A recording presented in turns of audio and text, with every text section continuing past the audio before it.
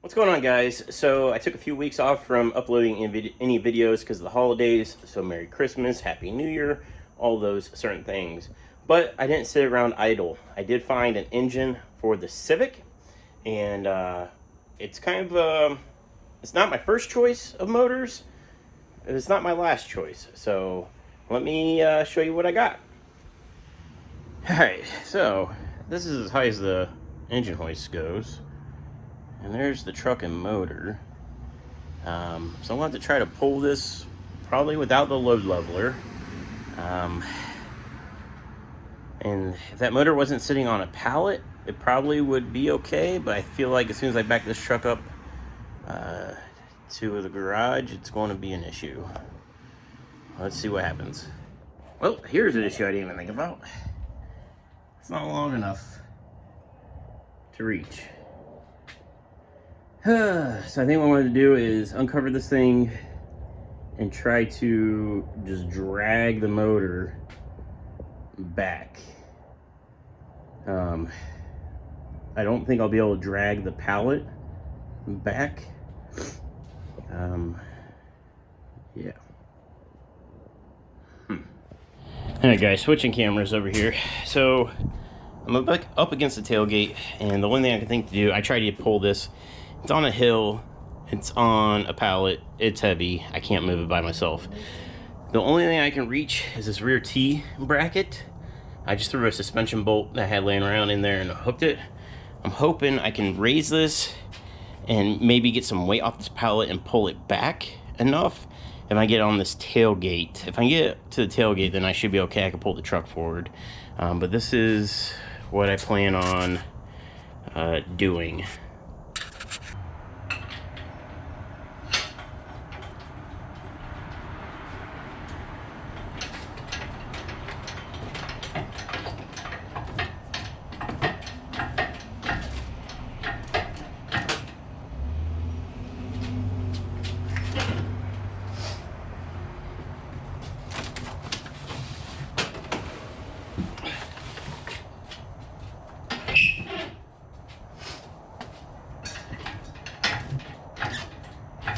It's going to work.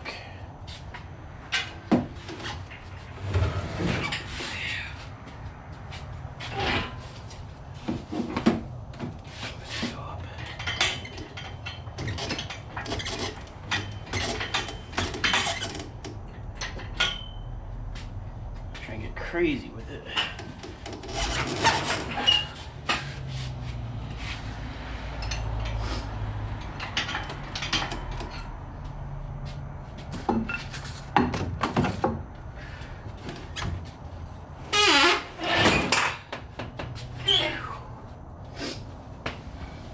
It's also 25 degrees out, I think, today.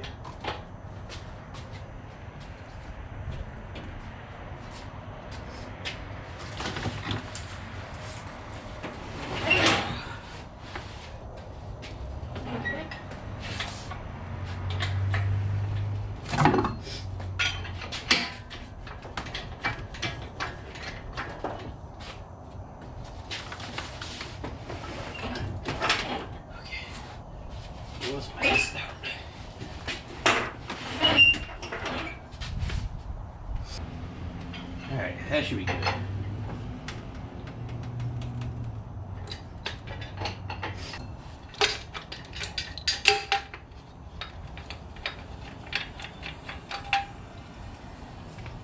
Alright, so that's max height.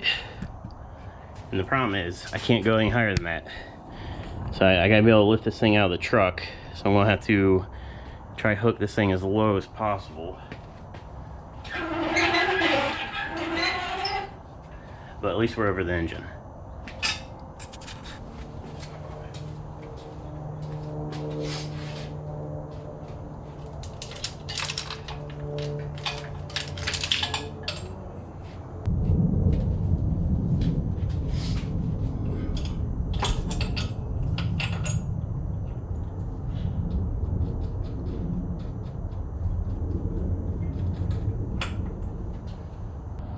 Alright, so here's what I've done. I took the chain off the engine leveler and I hooked it to the front mount. I bolted the chain directly to the chain, not using the hook, because that'll save another 3 inches. And then it's hooked on the motor mount on the other side. So I think this is going to work. Well, it's not level.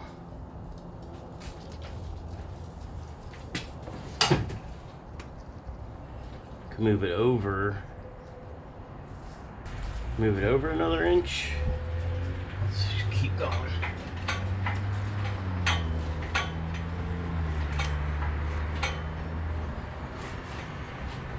Alright, that's as high as I can get. Cherry picker. Oh yeah, it's enough. It's enough.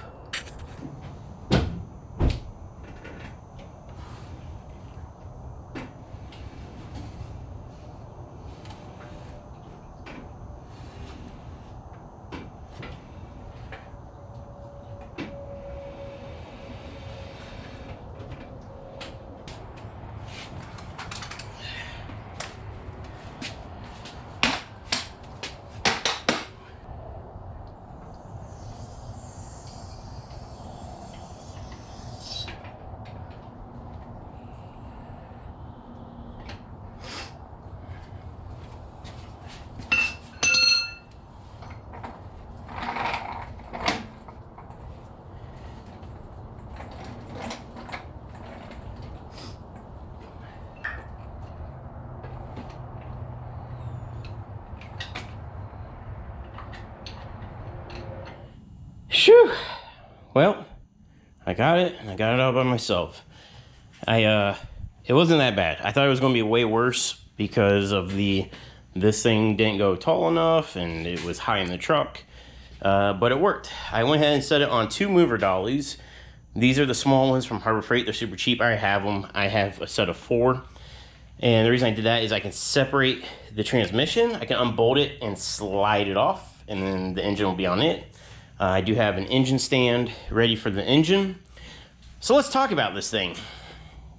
This is a US B16 out of a 99 Civic SI. I don't want to call it a barn find, but this motor has been sitting for, I think the owner said 10 years, pulled from a wrecked car. It was a complete dropout.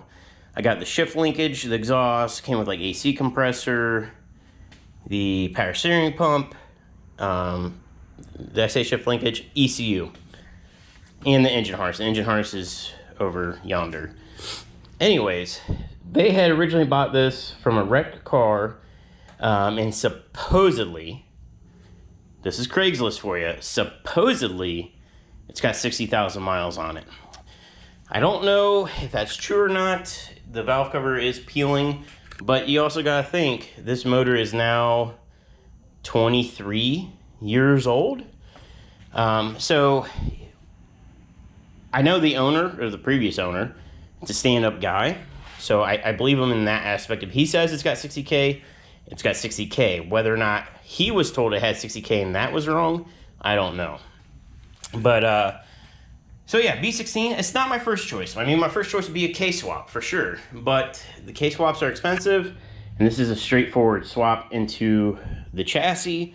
A GSR obviously would be better as far as torque, but this thing has a good cylinder head on it, and I can always change out the block or work on the block down the road.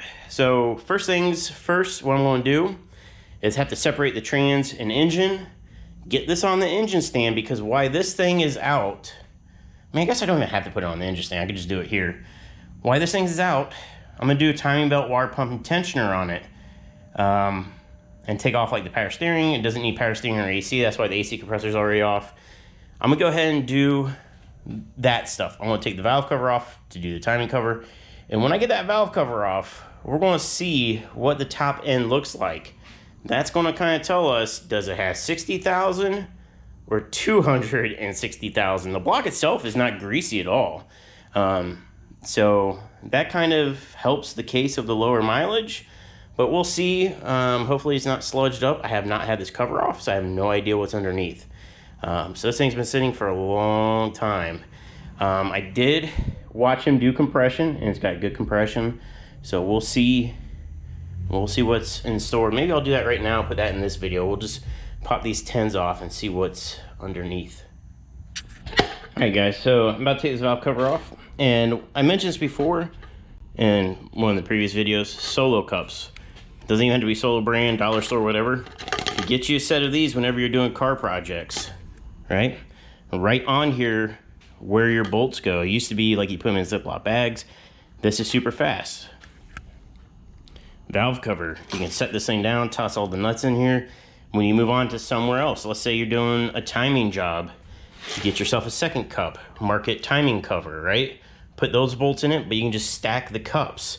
And what that does is it's reverse order. When you go back together, you do the top cup first. When those bolts are gone, pull the next cup. So I like stacking cups because it's the order of removal. It really helps organize. It takes things just to a whole nother level. I'm telling you, try it. Use a Solo cup right on it. You know, once these are done, get a second cup, put it in there, label that first, and then just keep going.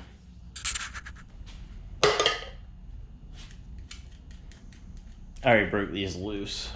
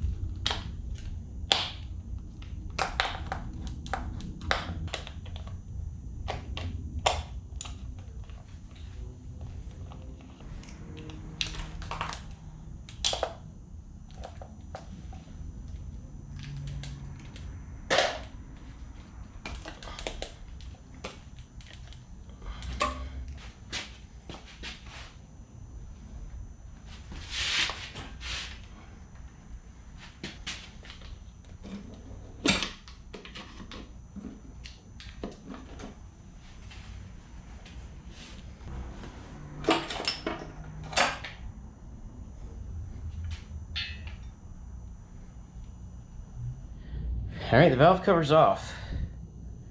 You think it's 60,000 miles? I'm kind of thinking not. It doesn't look, there's no sludge or anything. I was thinking it'd be a little bit cleaner than this, but it doesn't look bad. I'm just kind of looking, oh, I don't know if you guys are in focus. The cams look good. I don't see any scoring on any of the lobes. It looks good. Maybe it's just a little maybe I was just kind of surprised at the coloring, but there's really, I mean, it's actually really clean now that I'm looking at it. Okay, maybe it is a low mileage. Let me know what you guys think. If you guys have seen true, legit, low mileage Honda motors that are 20-something years old, do they look like this? You know, I guess, you know, I'm used to German cars, and when we have valve covers off on the newer stuff, if they're under 60,000 miles, they're still kind of silver. They're not this oily color, this bronze, if you will. But no, it looks really good. I don't see any buildup of anything in this motor. It looks really, really good. So yeah, I'm doing timing belt. You know, this thing, it looks okay, but it's probably original, so it's 20-something years old. A timing belt kit, like a Gates or Continental name brand belt with water pump and tensioner, is like 70 bucks on Rock Auto. Like, it's stupid cheap, and why would I not do it while the engine's right here in front of me, right? So do that, new valve cover gasket. I was originally going to do the oil pan. I was going to reseal it while it's out, but that's not really a big deal. The other thing I was going to do was drill and tap it for a turbo return line while it's out of the car. Turbo return line, why are you thinking that? Or why am I thinking that? Just because this thing is not going to make a bunch of power at all. It'll be fun for a season on the track, but I'm going to want more power. I already know it.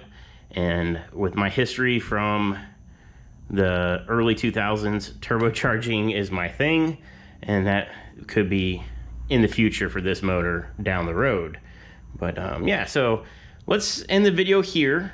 I got a drivetrain, and I have axles. I bought axles from Rock Auto. The new ones are stupid cheap, and if I was turboed, maybe I'd get some like nice axles, but brand new axles, not remanned, were like 40 bucks or even cheaper than that. I forget. They were cheap from Rock Auto. It used to be those things were $100+ an axle.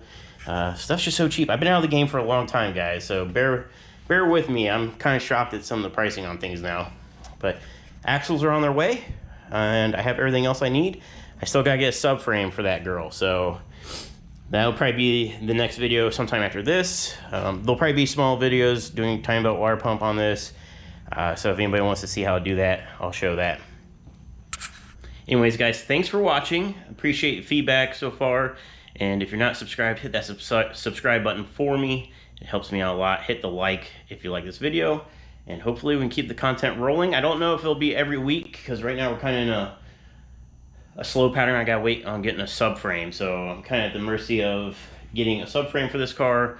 And once I have the subframe, then we can continue on with the other stuff, like getting the motor done, getting the motor in.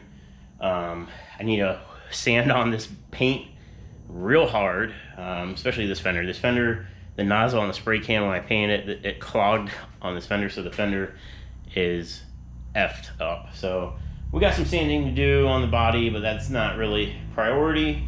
Engine bay, I'm happy with. It's done.